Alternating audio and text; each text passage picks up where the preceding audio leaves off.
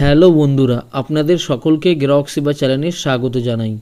তো গ্রাহক সেবা চ্যানেলের পক্ষ থেকে আপনাদের সামনে আরেক নতুন ভিডিওর আপডেট নিয়ে এসেছি। তা হচ্ছে ওয়েস্ট বেঙ্গল হেলথ ডিপার্টমেন্টের নতুন যে ওপিডি টিকিট যে পোর্টালটি আছে, সেই পোর্টালে নতুন আপডেট এসেছে। আপনারা এবার অনলাইন টেস্ট রিপোর্ট আপনারা অনলাইন দেখতে পাবেন।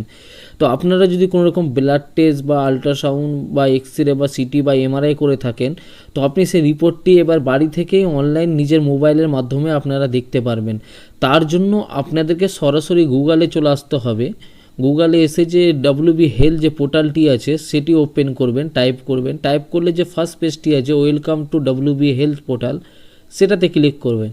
সেটাতে ক্লিক করলেই আপনাদের সামনে যে গভর্নমেন্ট যে ওয়েস্ট বেঙ্গল যে পোর্টালটি আছে health and family welfare department, সেই পোর্টালটি ওপেন হয়ে যাবে।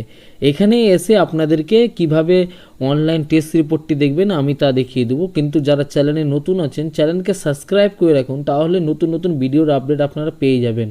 তো চলুন তাহলে কিভাবে আপনারা অনলাইন টেস্ট রিপোর্টটি দেখবেন তা আমি এই ভিডিওর মাধ্যমে দেখাবো। তো পোর্টালটা খোলার পর ওপেন করার পর যে একটু নিচের দিকে রোল করবেন, নিচের দিকে করলে গেলে এখানটায় দেখতে পাবেন আপনারা ওপিডি টিকিট বুকিং অপশন আছে, এই যে দেখতে পাচ্ছেন আপনারা, এটাতে ক্লিক করবেন।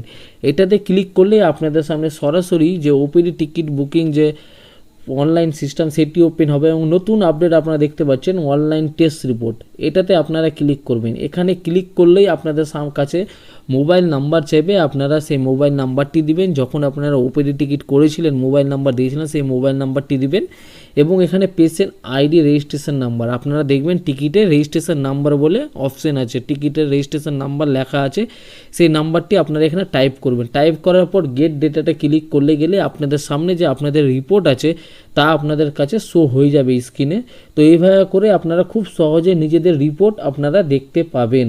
তো আশা করি আপনারা বুঝতে পারলেন। চ্যানেলে নতুন থাকলে অবশ্যই চ্যানেলকে সাবস্ক্রাইব করে রাখবেন, তাহলে নতুন নতুন ভিডিওর আপডেট আপনারা পেয়ে যাবেন।